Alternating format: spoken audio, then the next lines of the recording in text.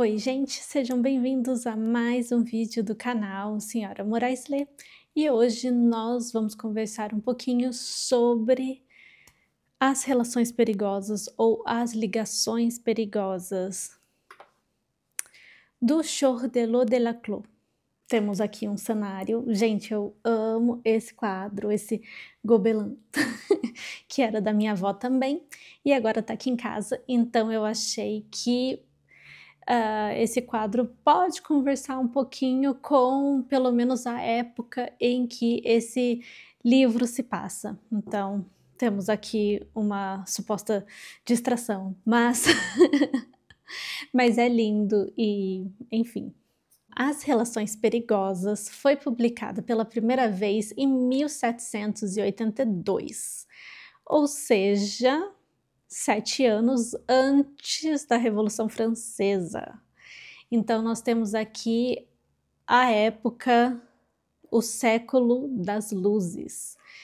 Então o iluminismo e todos os seus conceitos de igualdade de nascimento, separação de Estado e Igreja, a defesa da liberdade individual, valorização das artes e dos processos do pensamento científico estavam tudo em voga nessa época, tudo crescendo nessa época, e também era uma época de muitas festas. Então essas luzes aí talvez não sejam só do iluminismo, mas também de uma época cheia de festas. A França estava endividada, mas eles amavam uma festinha.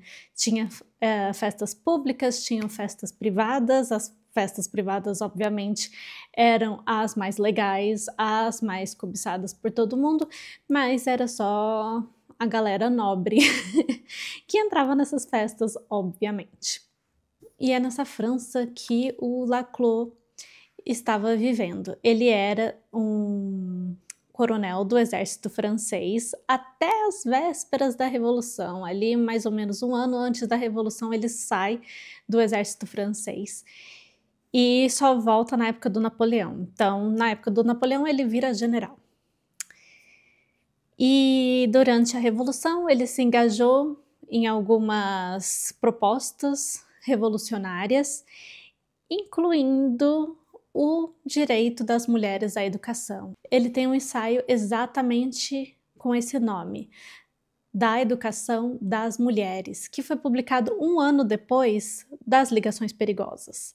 E nesse ensaio ele vai falar desse ciclo em que as mulheres estão inseridas, que elas não têm educação, e aí com isso elas não conseguem aproveitar e não conseguem se blindar dos problemas da sociedade de alguma forma, e isso vai se repetindo. E aqui essa informação é muito importante para nós pensarmos nas ligações perigosas. As ligações perigosas, então, é um romance epistolar, ou seja, ele é em formato de cartas. E por ter esse formato, isso traz uma narrativa muito real. E tudo que vai acontecer aqui nesse livro é muito real, você sente muito real. Então, ele tem um pouco de sentimentalismo, ele tem talvez até uma crítica ao romantismo, apesar de que o Laclos era um grande fã do Rousseau e de um dos trabalhos românticos do Rousseau, que é a La Nouvelle Héloïse. E,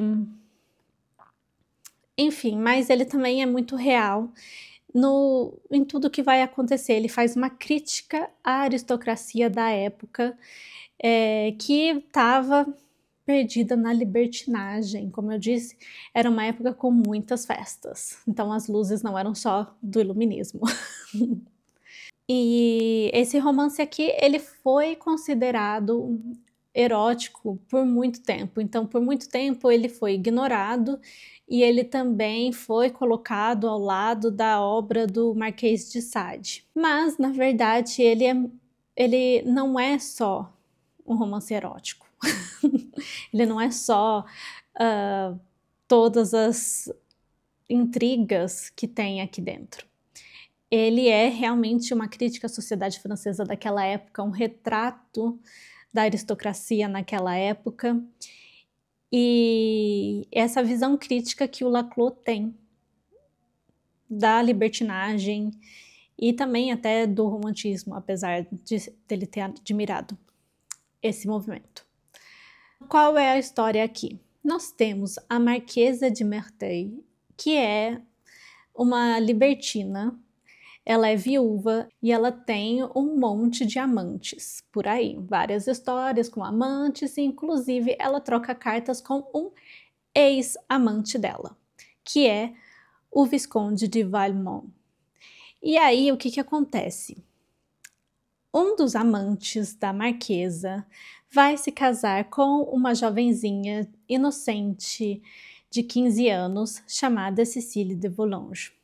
E esse antigo amante era o Conde de Gercourt.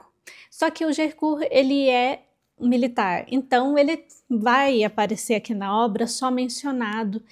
Ele tem, acho que umas 2 cartas, porque ele está em viagem, ele está junto com o exército.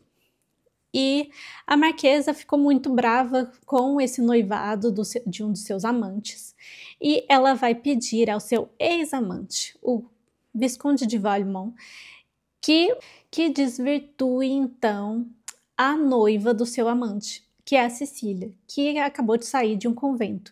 A Cecília tem 15 anos, acabou de sair de um convento para se casar com Gercourt, e ela não sabe nada da vida fora do convento. E nós temos aqui as cartas dela para uma amiga dela.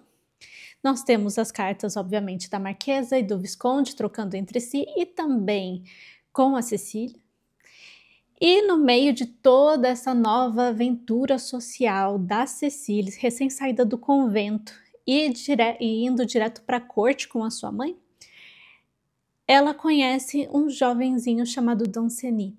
E o Danceny, ele é muito idealista, ele ainda é muito jovem e muito romântico, e se apaixona perdidamente pela Cecília. Inclusive, a Cecília está fazendo o maior sucesso entre todos com quem ela tem contato, porque ela é jovem, bonita e ela ainda tem essa inocência da infância. E a Marquesa fica então doida com isso e ela então arranja essa vingança. E enquanto ela arranja essa vingança, ela também se aproxima da jovem Cecília e se torna uma conselheira dessa jovem. Enquanto isso, o Valmont, ele decide que ele vai sim fazer parte do plano da Marquesa, só que ele também tem o seu próprio plano. O Valmont, ele é um personagem que ele é libertino, ele mostra que ele é libertino, ao contrário da Marquesa. Como mulher, ela não pode mostrar o quão libertina ela é bem sedutora, ela usa sua beleza para tudo, mas ela usa meias escondidas. Mas como o Valmont, como o Visconde de Valmont é homem, ele pode mostrar para todo mundo e nada acontece com ele. E ele então gosta de seduzir as mulheres e depois de desonrá-las na frente de todo mundo. E ele é famoso por isso. E aí ele vai passar uns dias com a tia dele e conhece então a presidente de Tourvel. E a presidente de Tourvel tem esse nome porque o marido dela, ou seja, ela é casada, é o presidente de Tourvel. E essa mulher, ela é muito religiosa, ela é muito certinha e ela fica apavorada. Apavorada com esse Visconde, que no início ela até imagina que talvez toda a fama dele sejam apenas boatos, mas na verdade ele é realmente um libertino. Mas ela vai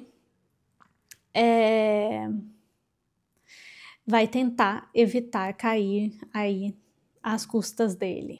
E no meio de tudo isso, como eu disse, a gente tem a Cecília e o Danceny, os dois apaixonados, mas a mãe não gosta, obviamente, dessa relação, porque a Cecília já está prometida para o Gercourt, que está por aí com o exército.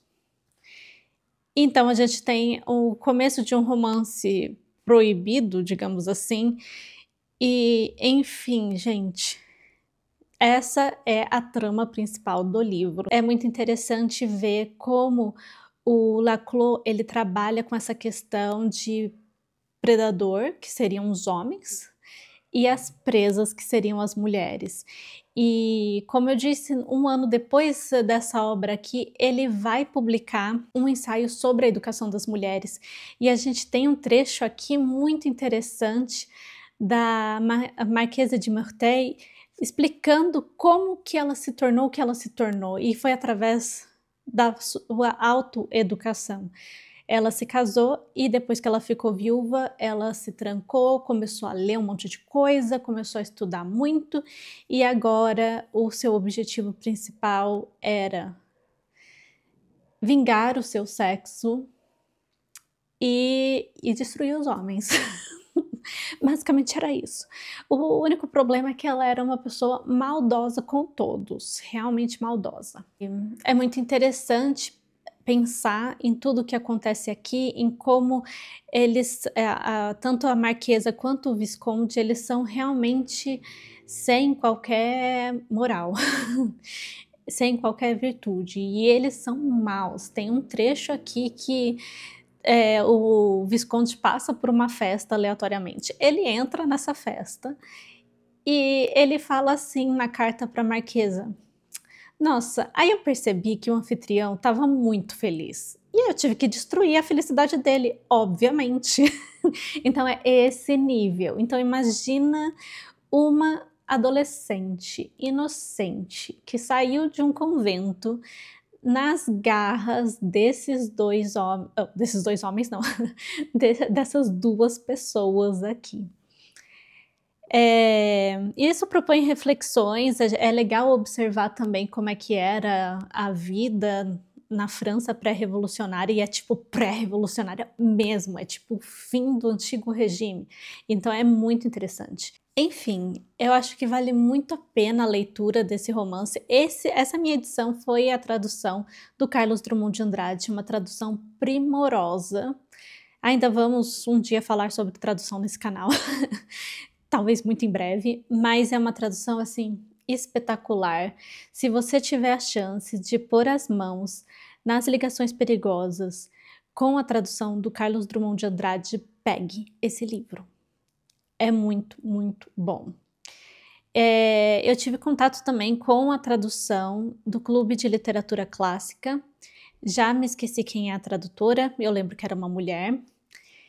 E eu não posso exatamente opinar sobre essa tradução porque eu não li muito dessa tradução. Eu apenas dei uma verificada. Não estava ruim, mas estava mais truncada, estava mais realmente ao pé da letra, a tradução do clube. E como é que eu sei disso? Porque eu também estava lendo no original. Então eu lia um pouquinho aqui na tradução do Drummond, lia um pouquinho no original no Kindle. Tem vlogs aqui no canal que eu mostro um pouquinho dessa dinâmica. Tá lá nos primórdios do canal, porque na verdade eu li esse livro aqui em fevereiro. Mas enfim, só pude vir conversar com vocês sobre ele agora. E ainda tá fresquinho na minha mente. Nossa, uma das melhores leituras do meu ano com certeza foi esse livro aqui. Agora, para você que não leu esse livro ainda, eu me despeço. Por favor, saia desse vídeo, porque eu vou dar só um pensamento final, assim como eu fiz na resenha dos Maias. Eu vou dar um pensamento final, só que esse pensamento final, ele tem spoiler, porque tem que ter. Você só consegue ter um pensamento final, quer dizer, na verdade um final entre aspas, porque a gente vai estar sempre pensando, sempre gerando novas ideias, conforme a gente vai relembrando a história, ou vai realizando novas leituras e tendo novas vivências também. Mas, se você não leu ainda, por favor, deixe o vídeo para eu dar o meu pensamento final dessa época, dessa fase da minha vida com relação às ligações perigosas. Bom, você que está aqui, que continua aqui, provavelmente leu o livro ou ficou aqui de curioso. E aí eu só queria compartilhar um pensamento que eu tive quando eu terminei essa leitura. Eu estava conversando com a minha amiga Natane, que leu o livro junto comigo. A minha amiga, ela tem um Instagram que é o Livros para Viver, muito lindo inclusive. E eu estava conversando com ela e eu pensei assim, no fim dessa leitura, que é interessante que o Gercourt, ele nunca vai chegar. A Cecília, na verdade a mãe da Cecília, a senhora de Volanges, está sempre esperando pelo Gercourt aparecer, e a Cecília também, querendo ou não. E ele nunca chega. Parece assim que seria uma idealização, um príncipe encantado que não chegou, sabe? Mas eu não sei se, obviamente, foi a intenção do Laclos, porque para mim me parece uma leitura até muito contemporânea pensar isso no caso do Gercourt, mas foi isso. É muito interessante aqui, a gente vai ver que o Laclos, ele também vai trabalhar de uma forma muito realista e até quase naturalista as consequências das imoralidades cometidas pela Marquesa e pelo Visconde. E também é um fim até meio pessimista para todos. É muito realista, muito, não vai chegar ninguém que vai resolver a situação, ou a situação não vai ser resolvida magicamente. A situação ela é resolvida ou de uma forma de castigo, ou de uma forma extremamente pé no chão, que é também a ida da Cecília de volta para o convento, essa decisão tomada. Isso era muito real. As mulheres faziam muito esse tipo de coisa quando elas estavam infelizes na sociedade, elas se recolhiam ao convento. Então, a gente tem a Cecília, que é muito infantil, que está conhecendo ainda o mundo, e logo ela acaba caindo nas garras deles, se decepciona, e então ela volta para o lugar em que ela estava protegida. E no mais é isso, eu espero que vocês tenham gostado do vídeo e eu vou ficando por aqui. Tchau, tchau!